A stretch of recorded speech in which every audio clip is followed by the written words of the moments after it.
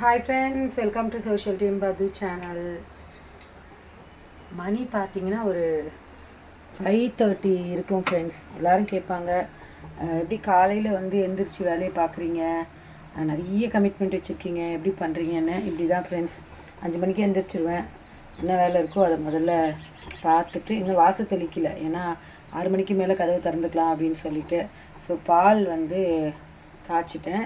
இது எனக்கு டீ சாப்பிடணுன்னு ஆசையாக இருந்தது. ஸோ ரொம்ப நாள் ஆச்சா, அதனால் கொஞ்சம் இந்த பாலில் நம்ம டீ போட்டுக்கலாம் அப்படின்னு சொல்லிட்டு இந்த பால் அப்படியே வச்சுருக்கேன்.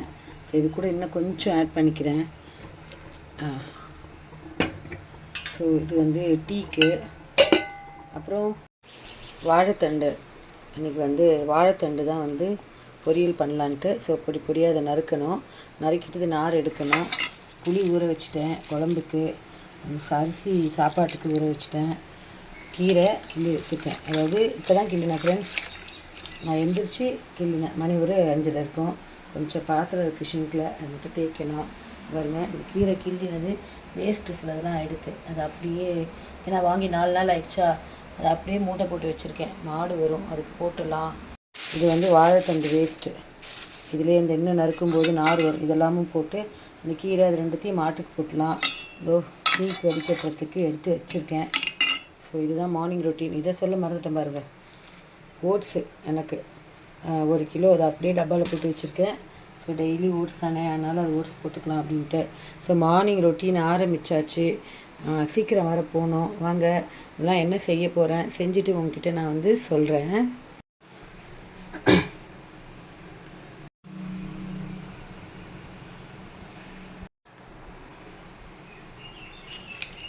ஃப்ரெண்ட்ஸ், வாழைத்தண்டை பொடியாக நறுக்க ஆரம்பிச்சிட்டேன்.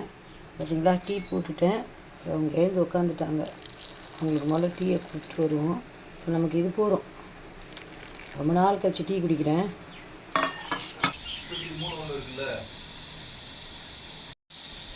ஃப்ரெண்ட்ஸ், இது முருங்கைக்காய் பொரி குழம்பு. இதை வச்சுட்டேன். குக்கரில் பருப்பு சவுண்டு வந்துருச்சு வாழைத்தண்டுக்கு. ஸோ போய் வாசல் தெளித்து கோலம் போட்டு வந்துடலாம் ஃப்ரெண்ட்ஸ்.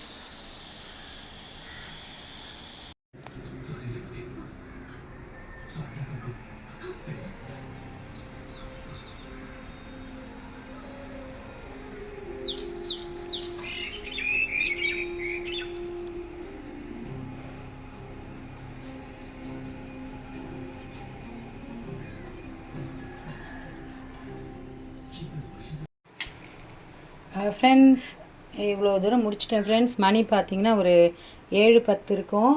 ஸோ காலையில் எந்திரிச்சு 5 மணிக்கு எந்திரிச்சு 5:30 அப்படி நான் கிச்சனுக்குள்ளே வந்தேன். 7 இது வரைக்கும் இவ்வளோ ஆயிருக்கு. ஸோ சாதம் ரெடியாக இருக்குது. இது பார்த்திங்கன்னா முருங்கைக்காய் பொரி குழம்பு, அதுக்கப்புறம் வாழைத்தண்டு கூட்டு, கீரை கடைசல் எப்படி அப்படின்னா புளி போட்டு கடையிறதுன்னு சொல்லுவாங்க. இது பழைய காலத்துலேருந்து இந்த புளி போட்டு கடையிறது தான் கீரை, வெங்காயம், பூண்டு, தக்காளி, பச்சை மிளகா, அப்புறம் புளி, அவ்வளோதாங்க. இது அப்படியே லைட்டாக ஒரே ஒரு வேக வச்சுட்டு, முதல்ல வெங்காயம் தக்காளி இதெல்லாம் வேக வச்சிடணும். இதெல்லாம் வேக வச்சுட்டு அதுக்கப்புறம் புளி போட்டு கடையணும். சரிங்களா? தக்காளி, வெங்காயம், பச்சை மிளகா, பூண்டு இதெல்லாம் முதல்ல வெந்துட்ட பிறகு அதிலே கீரையும் போட்டு அதிலே புளியும் போட்டு அப்படியே ஒரு கொதி விட்டுட்டு அதுக்கப்புறம் நம்ம கடையணும். சில பேர் சட்டியில் கடைவாங்க. இப்போல்லாம் மிக்சியில் போட்டு அடிச்சிடுறாங்க. நான் சட்டிலையும் கடையில், மிக்சிலையும் இல்லை, அந்த பாத்திரத்துலேயே இது பண்ணேன். அப்போ தான் இது மென்று சாப்பிட்ட பசங்களுக்கு நல்லாயிருக்கும். நெய் போட்டு கலந்து கொடுத்தோன்னா சூப்பராக இருக்கும். இது வாழைத்தண்டு கூட்டு. வாழைத்தண்டை நல்லா நம்ம நறுக்கிட்டு தோரம்பருப்பு இல்லைன்னா பைத்தம்பருப்பு, நான் இன்றைக்கி தோரம்பருப்பு போட்டு தான் இந்த கூட்டு பண்ணியிருக்கேன். இது ரொம்ப டேஸ்ட்டாக இருக்கும் ஃப்ரெண்ட்ஸ். இது அப்படியே வெறுமையே சாப்பிடலாம். ஸோ வாழைத்தண்டு கூட்டு, அதுக்கப்புறம் முருங்கைக்காய் போட்டு பொரி குழம்பு. பாருங்கள், சின்ன வெங்காயம் போட்டு முருங்கைக்காய் போட்டு இது கொஞ்சம் வெந்தயம், பெருங்காயம், தோரம்பருப்பு, கொஞ்சம் வெந்தயம், பெருங்காயம், தோரம்பருப்பு, அதை நல்லா நம்ம கடுகு, சீரகம், வெந்தயம், பெருங்காயம், தோரம்பருப்பு எப்போதும் தாளிக்கிற மாதிரி தாளிச்சிட்டு சின்ன வெங்காயம் போட்டு கருவேப்பிலை போட்டுட்டு தக்காளி போட்டுட்டு அதுக்கப்புறம் முருங்கைக்காயும் போட்டு எப்போதும் போல் புளி காரப்பொடி, மஞ்சப்பொடி, புளியெல்லாம் போட்டு கொதிக்க வச்சோன்னா சூப்பரான முருங்கைக்காய் பொரிக்குழம்பு ரெடி. ஸோ இன்றைக்கி நம்ம வீட்டில் வந்து இதுதான். நான் மார்னிங் ரொட்டீனும் இது தான். டிஃபன் வந்து தோசைக்கு வந்து பசங்க வந்து எதையாவது இந்த கூட்டு இல்லைன்னா வந்து குழம்பு எதையாவது தொட்டுப்பாங்க. ஸோ இப்படி தான் என்னுடைய மார்னிங் ரொட்டீன் வந்து இதுவாகுது. நான் இனிமேல் வந்துட்டு ஸ்கூல் கிளம்பி போயிடுவேன் ஃப்ரெண்ட்ஸ். ஸோ நல்ல வீடியோவில் பார்க்கலாம். Bye friends. ஒரு வழியாக கிளம்பிட்டேன் ஸ்கூலுக்கு. ஸோ காலையில் எழுந்திரிச்சதுலேருந்து கிளம்புற வரைக்கும் மணி பார்த்திங்கன்னா ஷார்ப்பாக வந்து 8 மணி ஆகிடுச்சு. ஸோ 8 மணிக்குள்ளே என்னோடய இந்த வேலையெல்லாம் நான் முடிச்சிடுவேன். எனக்கு தேவையானதையும் பேக் பண்ணிவிடுவேன், பசங்களுக்கு தேவையானதையும் எடுத்து வச்சுருவேன். அவங்க வந்து பேக் பண்ணிவிட்டு போயிடுவாங்க அவங்களுக்கு என்ன வேணும் அப்படின்னு சொல்லிட்டு. ஸோ டெய்லி ரொட்டீனை வந்து இப்படித்தான் நான் பண்ணுறேன். ஸோ இதில் எந்த வேலை பண்ண மாட்டேன் அப்படின்னா, துணி துவைக்கிற வேலை வந்து காலையில் முடியாது. அப்படியே இருந்தால் கூட இவங்க வந்து வாஷிங் மிஷினில் போட்டு எடுத்துருவாங்க. ஸோ அந்த ஒரு பேர்டன் எனக்கு கம்மி. அது வந்து ரொம்ப ஹெவியாக இருந்ததுன்னா வேணால் கூட வந்து ஹெல்ப் பண்ண சொல்லுவாங்க. ஸோ பாத்திரமெல்லாம் ஷிங்கில் மேக்ஸிமம் தேய்ச்சிட்டு போயிடுவேன். ஒரு 1-2 பாத்திரம் அவங்க சாப்பிட்டுட்டு போடுற பாத்திரம் இருக்கும். ஏன்னா சாயந்தரம் நம்ம வந்தோன்னு வச்சுக்கோங்களேன், அப்போ வந்து இந்த பாத்திரம்லாம் இருந்ததுன்னா நம்ம ரொம்ப டென்ஷன் ஆகிடுவோம்.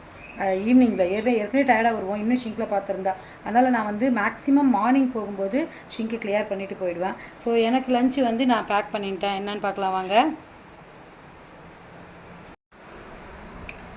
பார்த்தீங்கன்னா என்னோட அருண் ஐஸ்கிரீம் டப்பான்னு பார்க்காதீங்க. ஸோ இதில் வந்து கொஞ்சம் ஸ்நாக்ஸ் இருக்குது பார்த்தீங்களா.